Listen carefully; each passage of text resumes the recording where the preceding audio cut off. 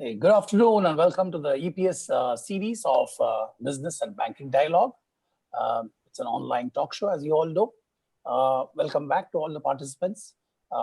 Today, our topic is payment aggregators, challenges and opportunities. My name is KK and I'm the moderator for today's show. Please join me in welcoming Mr. Ram Rastogi. Welcome, sir, to our online show. Thank you. Which is live across EPS platform, YouTube, Facebook, and Twitter. Currently, our average participant size is 400 plus. So that is a testimony of that. This online show is informative. Keeps a lot of people involved in the entire financial matters. So as you all know, we bring subject matter experts into the series. So today we have Mr. Rastogi. Mr. Rastogi is a very popular personality in the financial world. He is a digital payments strategist, thought leader in financial services and RegTech. He has been involved in public policy making, real-time specialist at NPCI. He was the head product management for some trailblazer initiatives in electronic payments, namely IMPS, UPI, and USSD.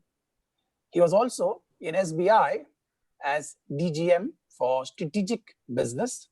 He brings with him years of experience in electronic payments. So, ladies and gentlemen, we have one of the finest personalities to talk about payments. In the domain of banking, payments today is one of the most happening areas in terms of innovation, technology, and business. It's fast-paced and disruptive.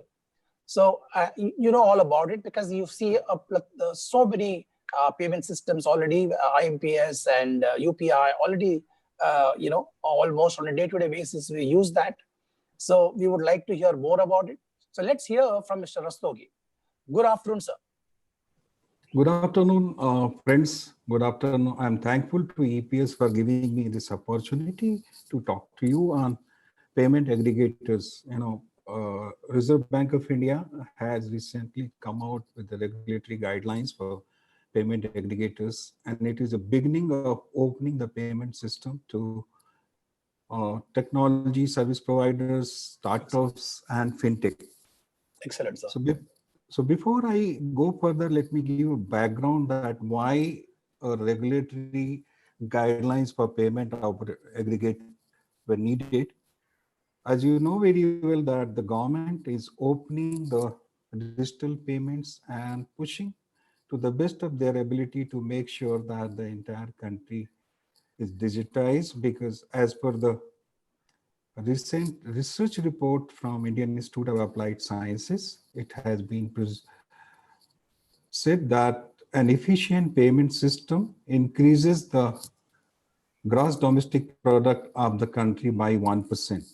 Going by that, Government of India has come out with an e-com policy where they allowed 100% investment, foreign investment in B2B segment as well as the market segment.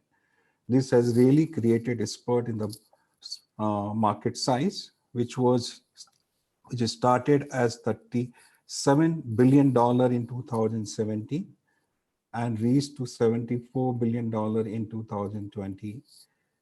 It is used by about 175 million people. The way it is going, it is presumed that by 2027, it will be a $200 billion business on e-com. As on date, the e-com business is managed by Reserve Bank of India with the help of payment aggregators and payment gateways. And payment aggregators and payment gateways are being driven by the directives, which was stipulated by Reserve Bank of India in 2009. These are the directives for opening and operations of accounts and settlement of payments for electronic transfer transactions involving intermediaries. Though it was a good directives in 2009, but then in absence of various guidelines, there was a problem in two fronts. One was that data was stored by a couple of merchants. And the second thing was that data was also shared by them with a third party. Since the market was growing, Reserve Bank decided to have a clear-cut regulations, and they wanted to regulate the payment aggregators.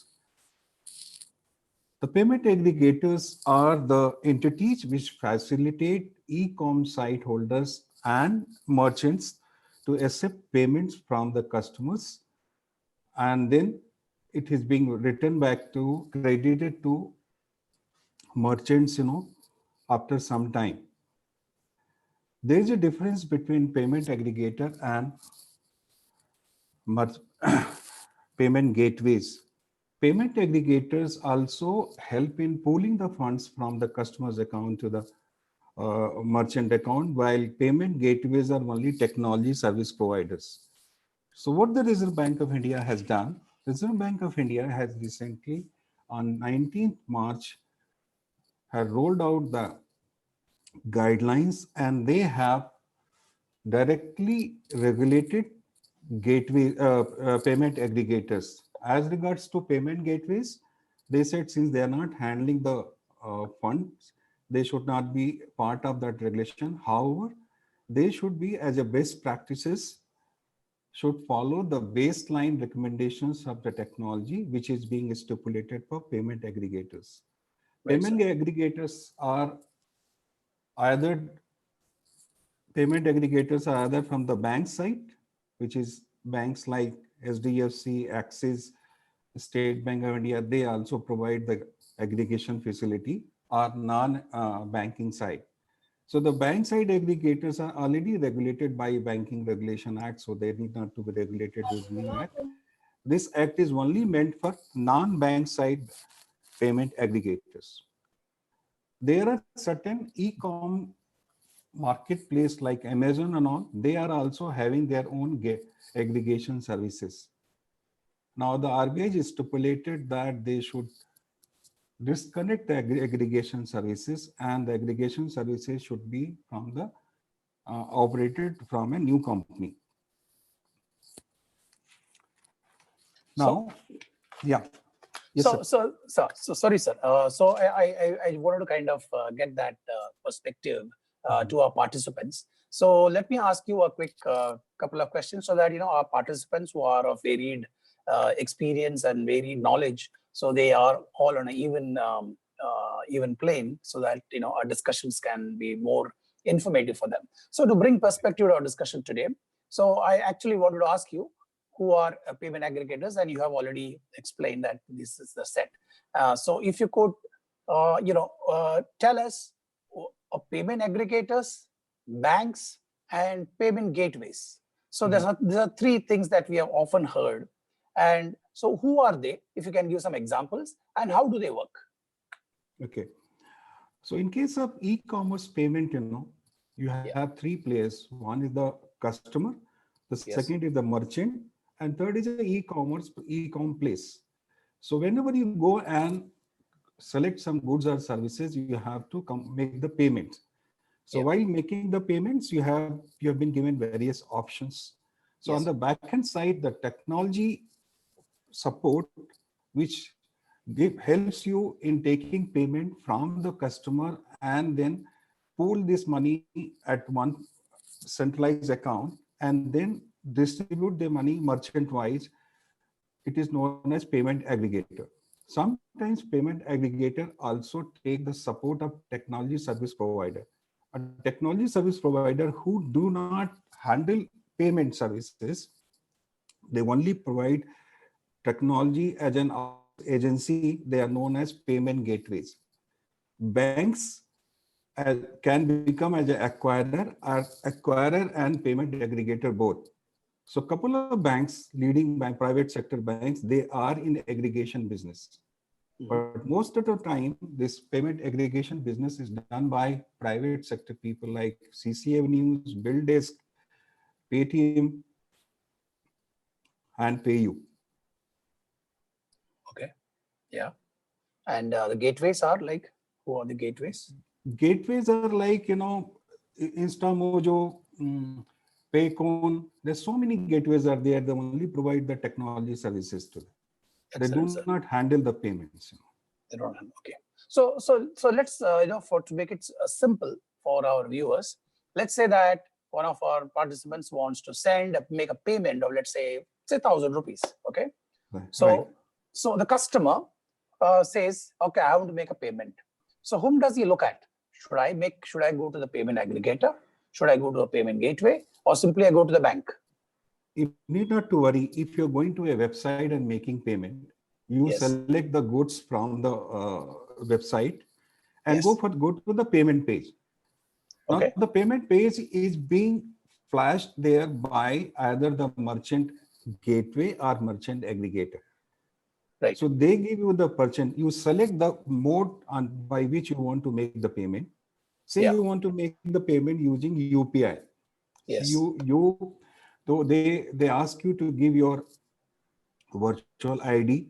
Yes. And then basis your virtual ID, they will give you an invoice page. And after that, you put your PIN, payment goes. So from there, payment gateway or payment aggregator takes that transaction and take it to the bank of the customer, get the payment, and then put it in the account, a pool account. And after reconciliation, the money either T+1 or T+2, it has been given to the account of the merchant. So there are two people are involved. One is that pure technology play, which is a gateway, but somebody is more than a technology play, and they also do the pooling of the money, reconciliation, and settling the money with the merchant. They're known as payment aggregator. Okay, right, sir. So I hope, ladies and gentlemen, you have got a perspective of who's a payment what's a payment aggregator, a payment gateway, and a bank. Yeah, I mean, don't have to say that, do I have to select a payment aggregator or do I have to select a payment gateway? You know, the best thing is that you have your trusted bank. So behind the bank, they have arrangements with, if they are not the payment aggregator, so they have somebody else, they have the payment gateways, etc. So you go to your trusted bank, make your payment. But the idea of explaining to all this to you is to tell you that when you make a payment, there are entities involved before it finally reaches the destination that you really want. So thank you, Mr. Rastogi, for giving us that explanation.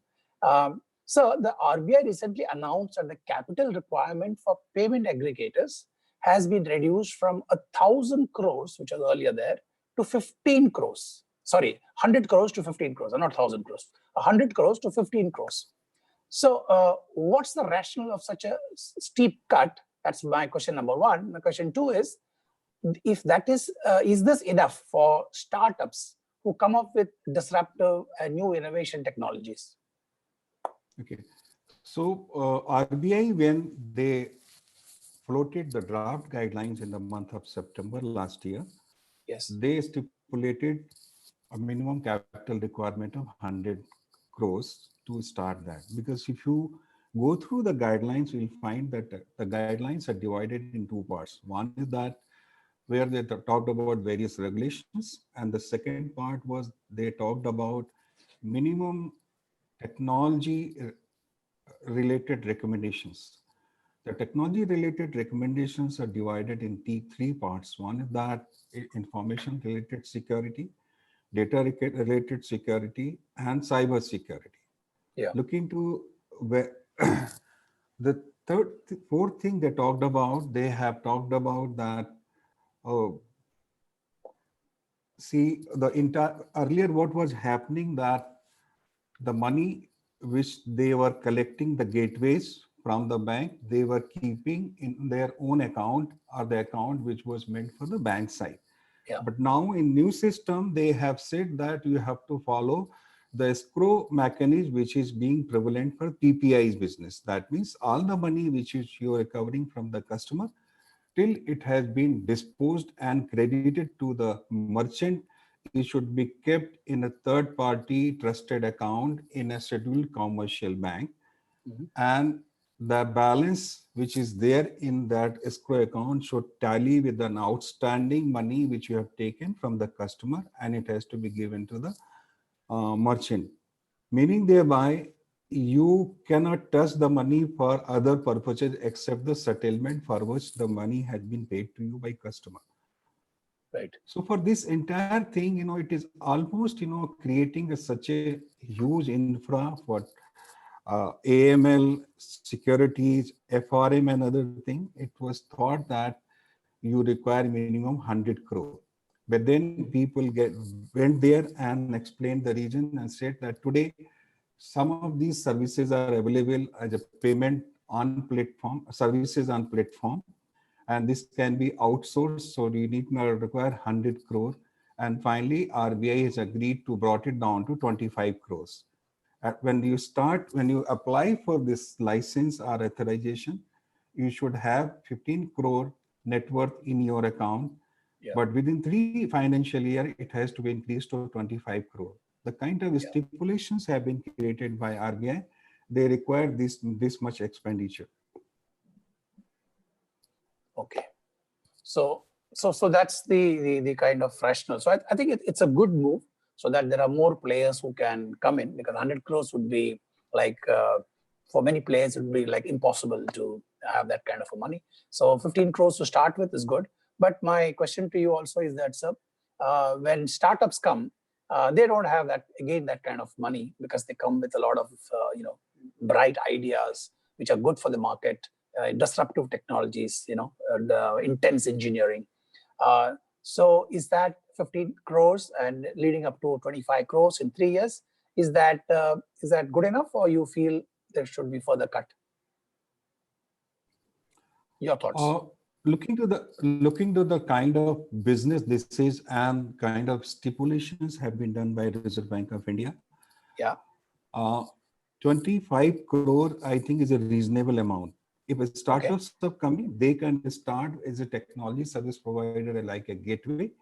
Yeah. And sooner they subsequently they can migrate and upgrade it themselves to payment aggregators. Right. Okay. So that's this thing. You said, sir, banks can also become payment aggregators, right? Banks are already payment aggregators. ICICI, Axis, SDFC, DCB, they are all playing the role of an aggregation. Okay. And what about foreign entities? Are there any players who are payment aggregators? Foreign entities, they do it in their own country, but they're not doing in India, like Standard Chartered and other banks. Yeah, they are in the aggregation business, because it's in a huge infrastructure. It's required in terms of your AML, in terms of your KYC, in terms of your security management.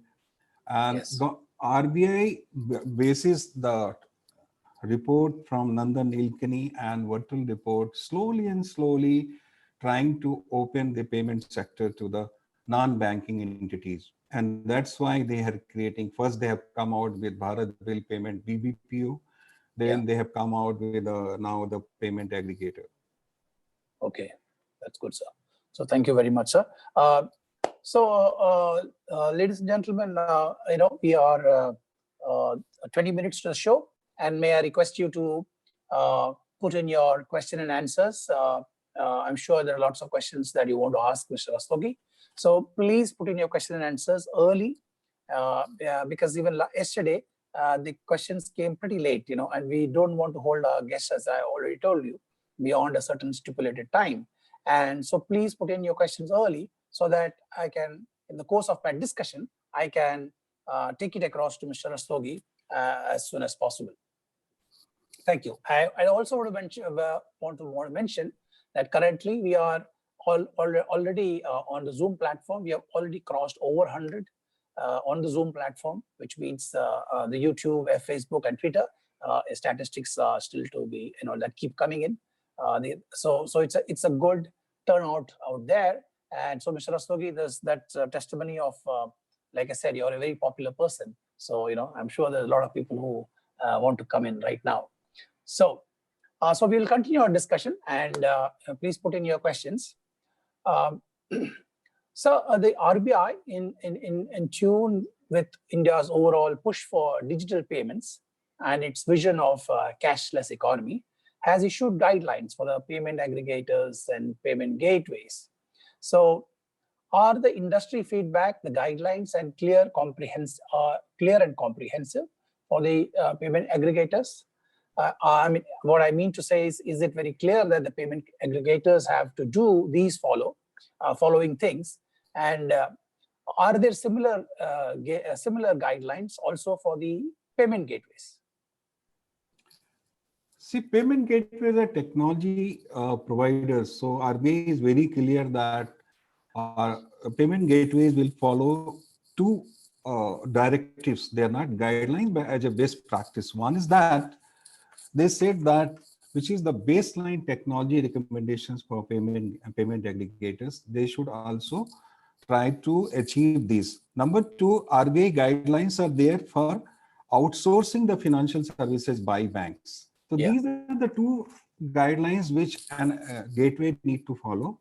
As such, they are not regulated by the guidelines which has been stipulated by RBI.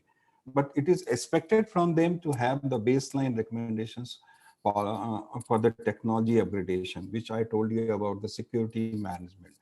RBI also banned few things which was the practice presently. Number one, there was a practice that e-com marketplace like Amazon was also providing the services of payment aggregator.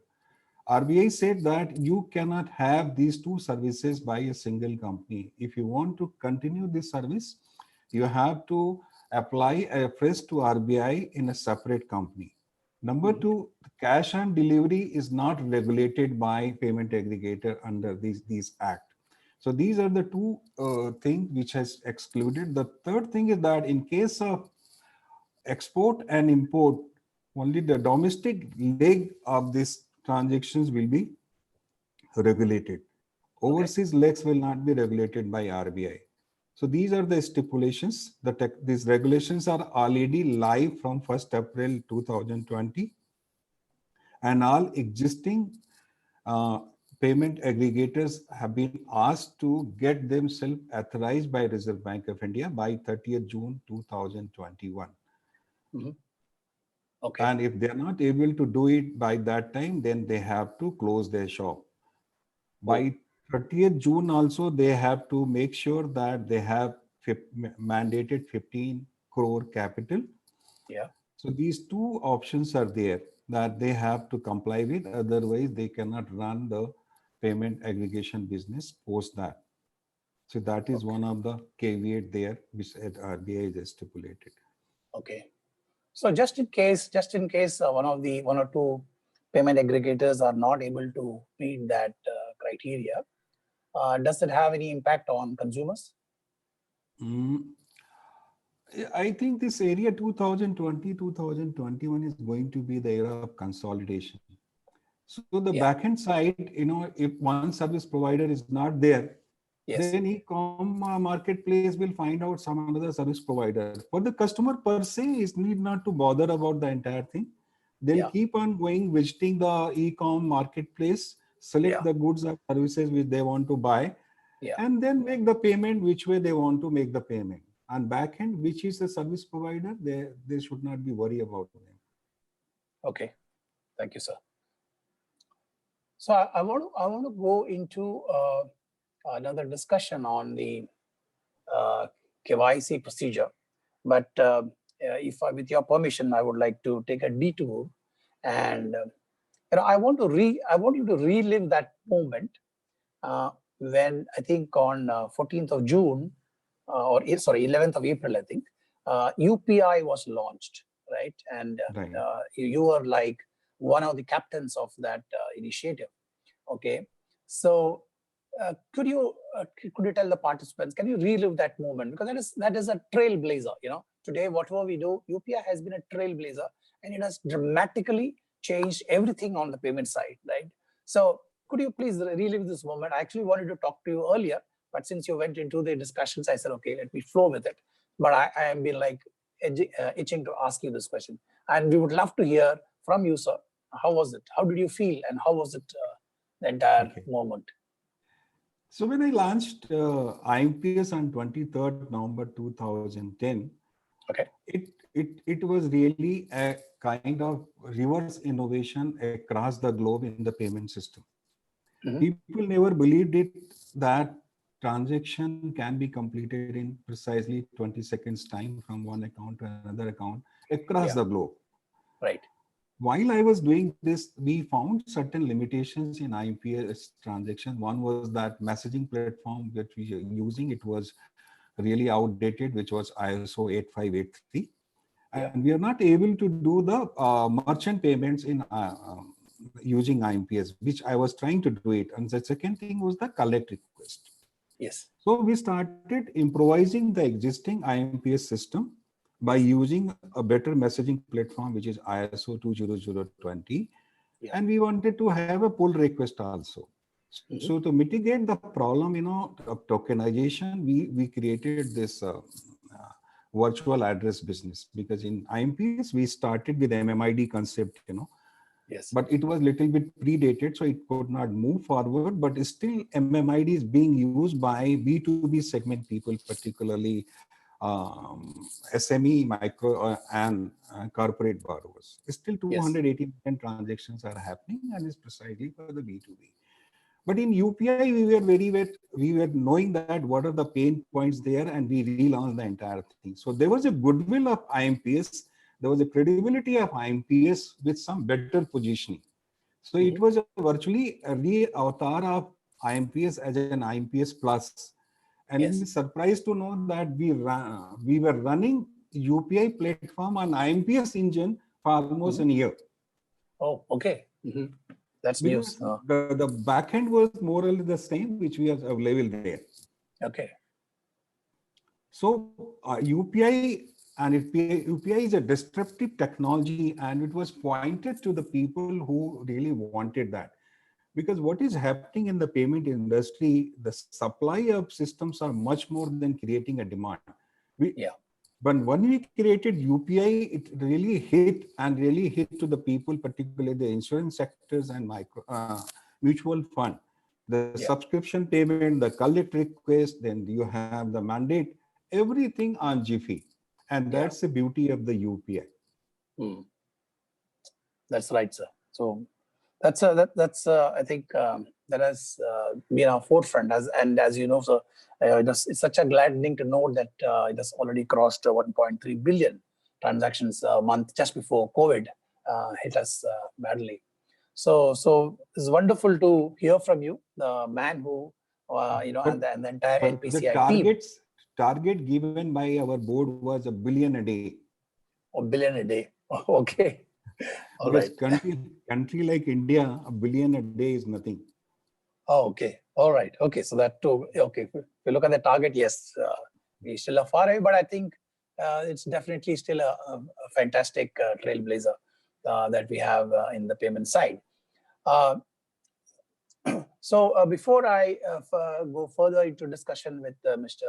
Ram Rastogi, once again, I request participants to please put in your questions, and we would like to get it across to Mr. Rastogi as soon as possible. As you all know, we also have another channel. You can actually put up your hand, and we will the back office will kind of try to get you on to ask a direct question to Mr. Rastogi. Mr. Rastogi, I hope you're okay with that. No, I'm And okay with that. and there could be some questions that come directly because something we may not cover, so they would like to clarify that. So we already have one Mr. Ghanshyam Rai who wants to ask you a question. Mr. Rai, can you please introduce yourself, unmute, and please ask the question. Yeah, so myself, Ghanshyam, working in American Express in information security professional. So I would like to, in terms of see the payment aggregators, and also as blockchain is coming into play. So how do you see, are we seeing different kind of a single data store where all the switches and payment aggregators, the payment transaction will go to single data store for transparency and for faster transaction processing? Ghanshyam, you have rightly pointed out this thing. After UPI, there was no innovation in payment sector in India. I mean, the innovation was somewhere in 2014. So you rightly pointed out what RBI is also stipulating, and they are saying that we want to give you a sandbox. We have created and border area guidelines that this is the way you should do, and they talked about security and other measures. Within that measures, we need to really find out which way we can go. There can be a hybrid of the systems, which you really just now pointed out. Blockchain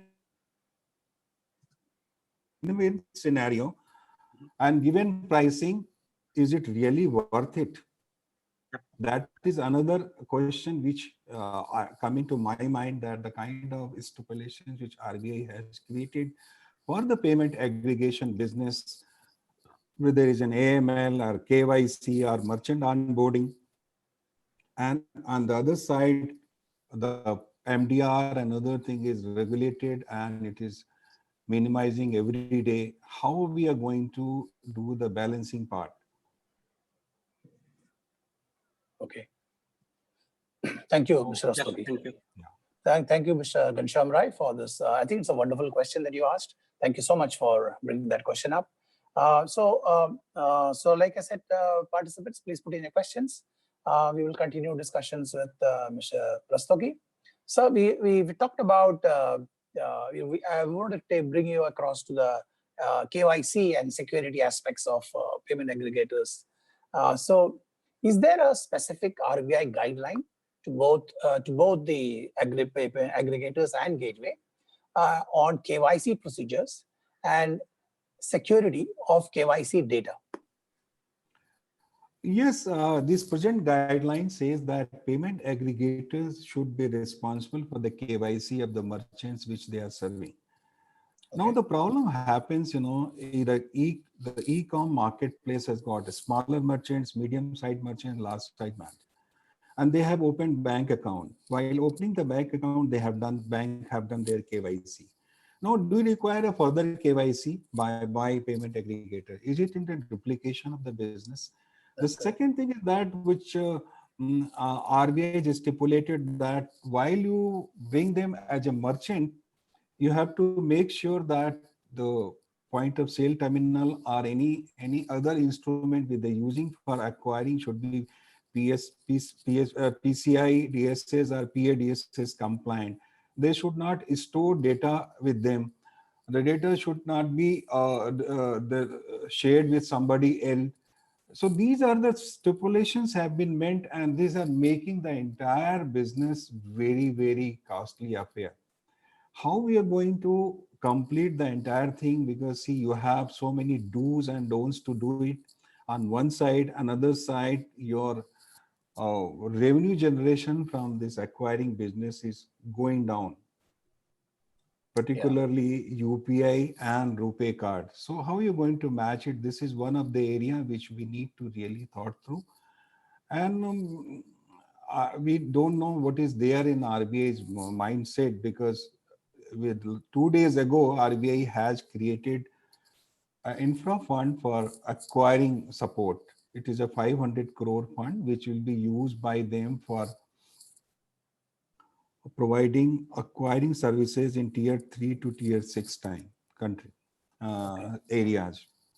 So once the acquiring setup is created in these areas, how we can take it for proximity payment. Of course, the remote payments like e-com, this is not required, and a merchant aggregator is only serving e-coms. But my only submission is that can't we club an acquiring business and merchant payment aggregator in one go? Can we create them as a proprietary payment system, PSPs? And they can also be allowed to do, because there's a lot of overlapping is there. Everybody is doing KYC, everybody is doing merchant onboarding, everybody is doing the security related, whether it's infra security or cyber security or IT security. So can we join together and make it a comprehensive thing, so the cost can be shared? So these are the areas we have to internally debate, and of course the regulators and policy makers, and see to it that a really very cost-effective payment system can be built, which is competitive, efficient, Yeah. and secure. Yes, thank you, sir. So yeah, I fully agree with you. I think we have to avoid duplication, and we have Aadhaar as perhaps one place everything is there, and across India you can get your verification done. So perhaps the authorities should look at that. But recently RBI has also advised payment aggregators to follow a more detailed verification procedure for KYC. Is this the right move, sir? The regulators must be having something in their mind. Yeah. But what is happening today? Now the RBI wants the aggregator to go and do the background and antecedent checks of their merchants. And they wanted to make sure that merchants are not selling duplicate, spurious, or counterfeit product. Because see, let me tell you, last year, one of the payment aggregator was used by a person, citizen of America, and he bought a medicine from India, Numesalit, which is a painkiller and which is banned in US. The transaction completed, but the payment aggregator was fined by $1 million. They said you have sold a spurious a drug which was banned in US. Now, as a merchant aggregator, payment aggregator, how do I know this service is being used by whether the India and abroad, because it is going to be overseas kind of payment gateway. Right. So in that scenario, this kind of stipulations, it is little bit premature in India. Like you have to make sure that all your merchants are not selling the spurious goods, number one. Number two, they want that the systems they are using, they should be PCI or PADSS compliant. The Yes. third thing, they want to make sure that the data is not being now scooped or being stolen. So how a permit, if I as a payment aggregator I got 20,000 merchants, how can I take responsibility? Now they say it is the responsibility of payment aggregators to make sure. So these are the certain challenges, which now has started from 1st April because the COVID, perhaps people are not coming out, but sooner or later, because see, they have to really adopt them as per the RBI guideline, and they'll feel little bit difficulty or challenge. They'll certainly go to RBI and ask for some solutions. Right, sir. Yeah, thank you, sir. So I hope that thing happens so that we all facilitate the payment aggregators to focus on more on technology and faster speed of processing. So I want to move from KYC to to the rural economy. So, but before I do that, I would like to take one question from Himanshu, followed by a direct question, and take another quick question again from one of the participants. Right. So Himanshu Agrawal's first question is, second question I'll take later on.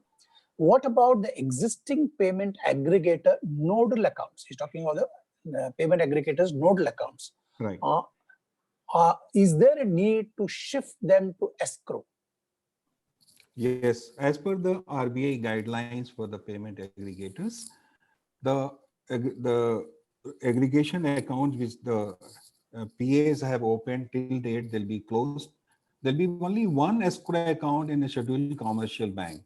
And all the money which is pooled from various banks, this will come to this escrow account. They may keep that account with the banks, but then at the end of the day, the money has to come down to the escrow account.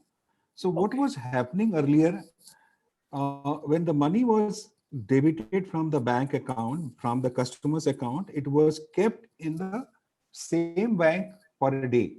The second day, the money was pulled from that bank and credited in one of the centralized accounts. Say if as a PA, I have account in Citibank, but I have collected money from 20 banks. So from 20 banks, I'll collect the money and put in the Citibank account.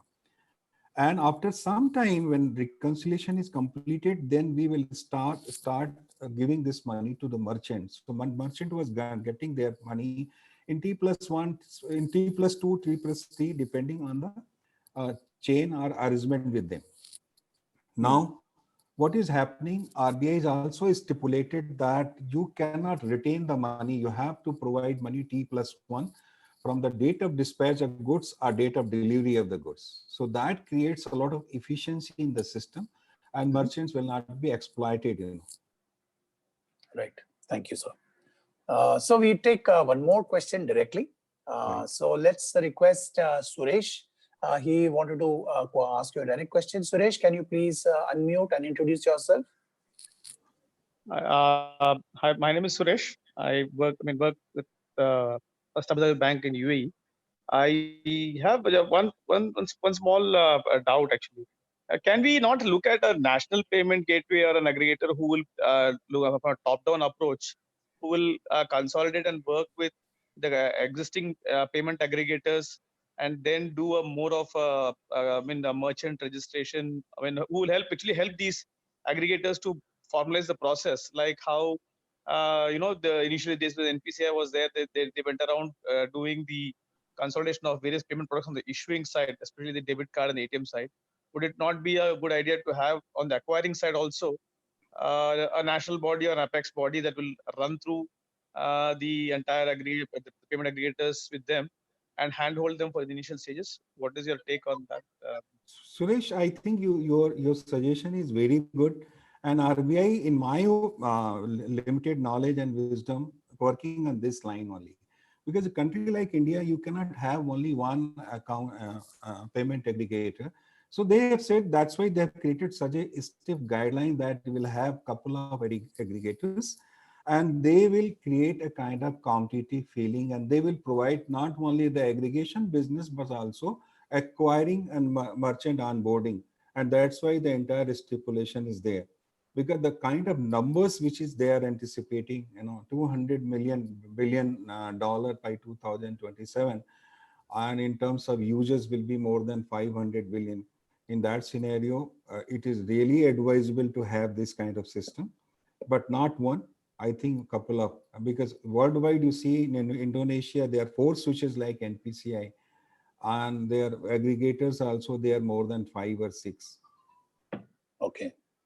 So you are propagating that we should have such large payment aggregators, more than one, of course, and so they can make it more efficient. Thank you, Suresh, for a wonderful question. I think I like the question, and thank you, Mr. Rastogi, for a good answer to that. We take up the second question of Himanshu. The second question of Himanshu was, also in the past we have witnessed small-time payment aggregators, vanish very soon. Pre-demonetization, all aggregator player vanished out of the market. Your view?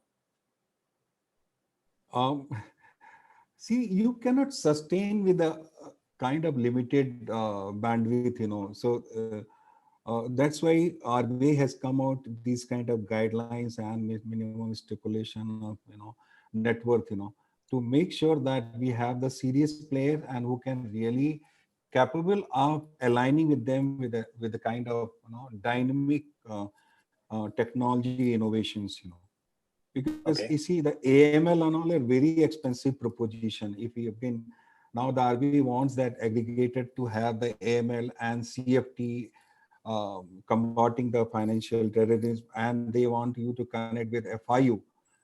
If you go and buy all these softwares, is going to be very expensive. So in that scenario, small time aggregators will not be able to sustain with this kind of requirement. And that's why the Suresh, which really just now he has given a suggestion, it is well taken. I think the RBI, we can write to RBI, and I will also try to talk to them and find out that, yes, this is the way we should do it. Otherwise, no, it would not be a very wise step. We have to create robust systems to sustain these kind of requirements. Right, sir. Thank you, sir. So, I was expecting this question on zero MDR. So one of the participants is asking this question, zero MDR. And his question is, why EMI related payments collected in a collection account need to pay MDR charges for using API, whereas CASA accounts, insurance, etc. have nil MDR? I am asking him another question, Mm-hmm.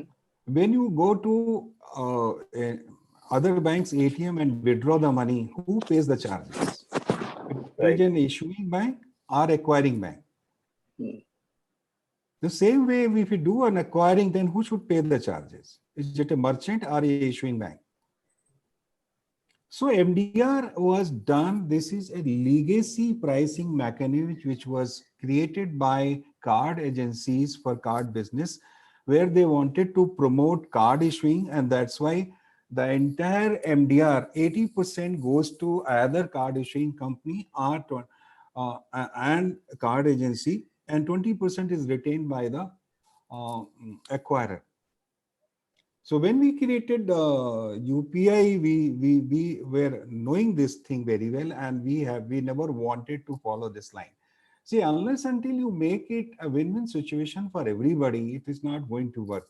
I don't appreciate zero MDR, but I also believe that everybody should be at least given to that they are sustainable in the business. And that's why, the Wattle committee said that MDR has to be a market driven.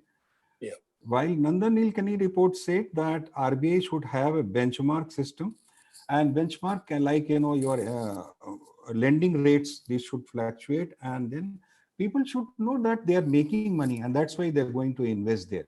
2 years, government reimbursed the MDR. And what happened? People were doing 1 rupee transactions. They induced the transactions. They induced the numbers just to bypass or just to take advantage of this reimbursement business. So RBI government stopped that. Now there is no MDR on the RuPay and UPI. Why? Why not for other cards? So these kind of anomalies are there. We need to think through, and we have to take a very comprehensive view. And I fully agree that no free lunches. You have to pay Absolutely. reasonably to the people. Which way Yes. you want to pay, you do it. I don't believe in MDR, but has to be some charges which they have to pay. Right, sir. Right, sir. Thank you so much. I hope the answer is satisfies this participant. We said I wanted to talk to you about the penetration of payments, in the rural and remote areas, which is the largest of our this thing. What we are seeing today is more on the urban side, or maybe in the town one kind of cities. So, what is the penetration of payments in the rural and remote places, sir? See, if you see the data, 1.3 billion transactions coming from 120 million people. That means one person is doing more than 10 transactions. And people are doing 1 rupee transactions just to get the cashback and other thing. Somebody wants to induce the transaction to get the more valuation and more the numbers.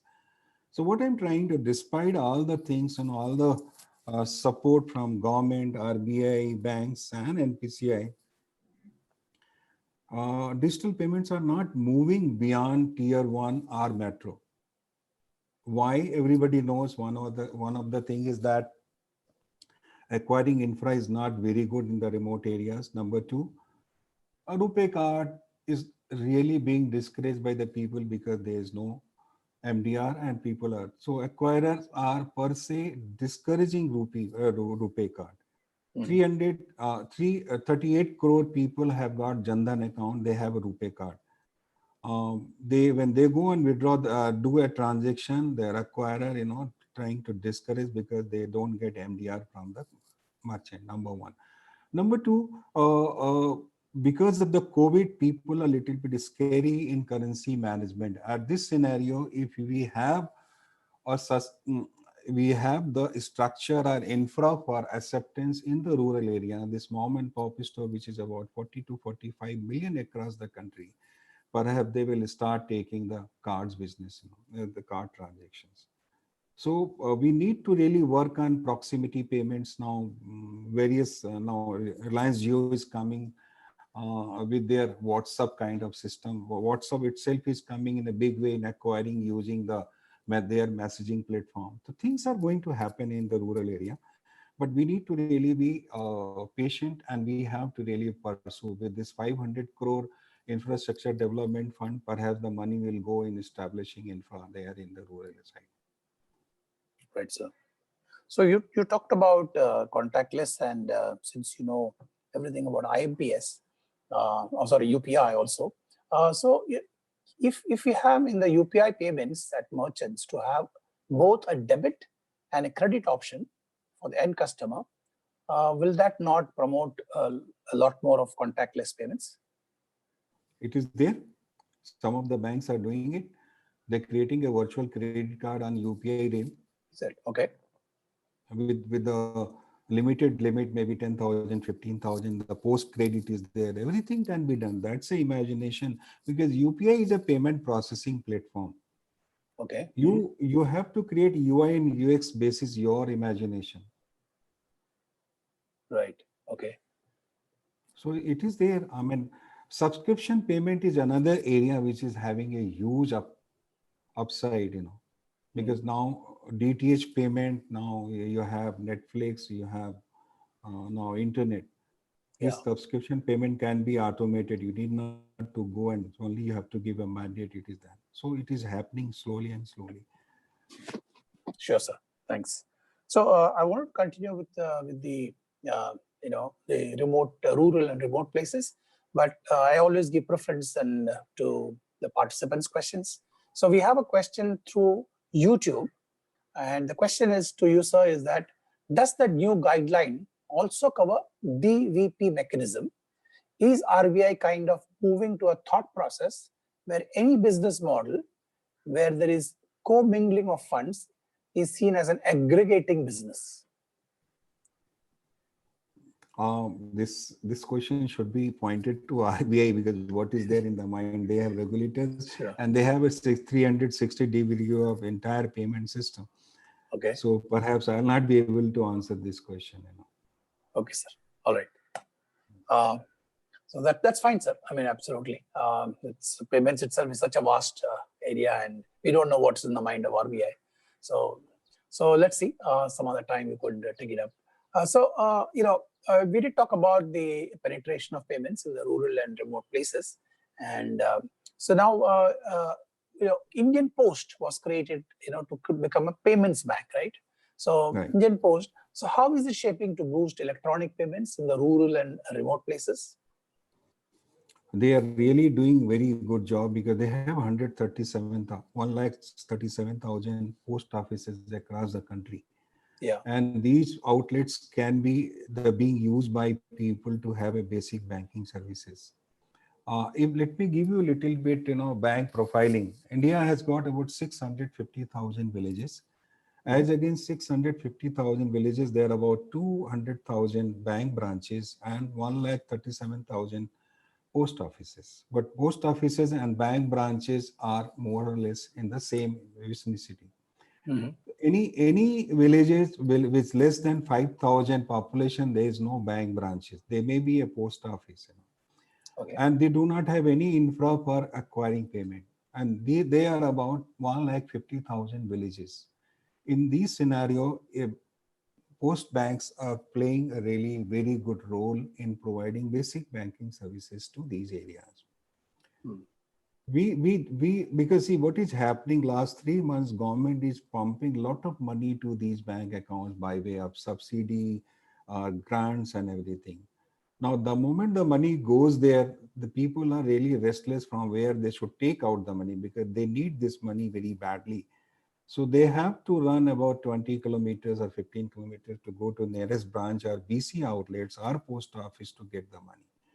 Yeah. In that scenario, if we have a kind of moving ATMs or some kind of activity where the banking facility is reaching there at least once in a week, perhaps will be a good facility provided to these people.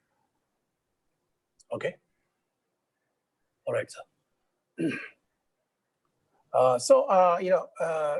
Continuing our discussion on the rural side, RBI also came out recently, and I think you touched upon it earlier. They came out with the RBI Payments Infrastructure Model Development Fund to boost payments in rural and remote areas. So And what's the status there, and what is it expected to do, sir? Oh, see, last week, I think RBI has come out with the guidelines, and they have already created infra fund, which are 250 crore has already been pulled in by them.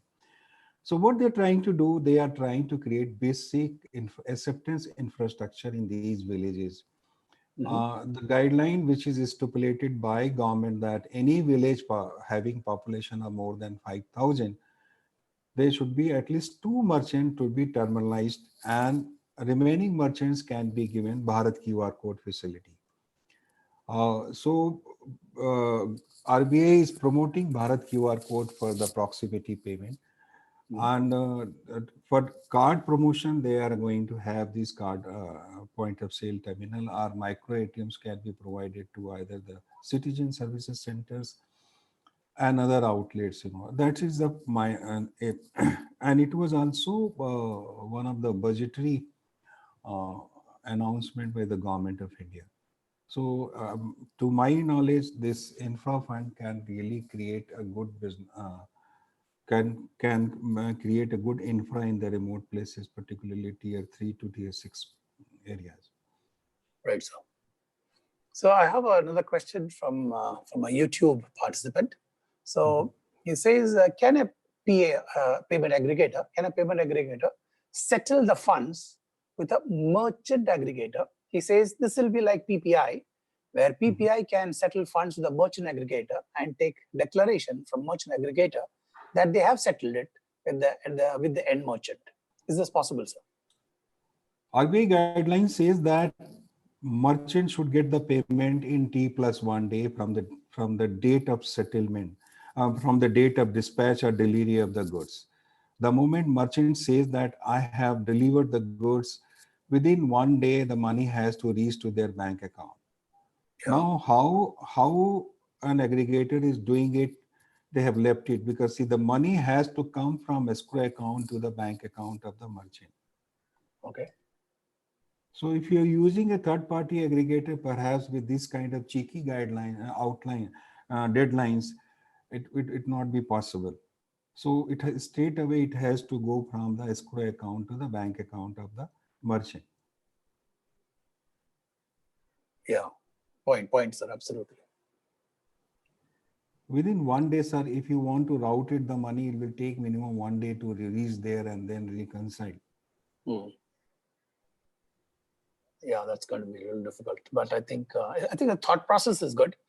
But I think there could be a lot of regulation issues. If he has got some kind of process where they within 1 day they can do the entire settlement, so perhaps low value or small value transactions can be done through them, and aggregators will be happy, because in marketplaces you have small merchants and they may be having a 50 rupees, 100 rupees, 200 rupee transactions, and perhaps there they can play a vital role. Okay. So you are talking of merchant and payment aggregators combining. You did talk about Amazon, and Amazon was not given that license to operate. No, Amazon as on date is a complete ecosystem owner, right? Okay. From manufacturer to logistic to marketplace and to the payment aggregator. Right. So now the marketplace, the e-com is not being regulated by Reserve Bank of India. It's being regulated by Commerce Ministry. Okay. But payment aggregation business is being regulated by Reserve Bank of India. And they say you have to have a kind of firewall between these two systems, and Amazon has to apply for aggregation business if they want in a separate company.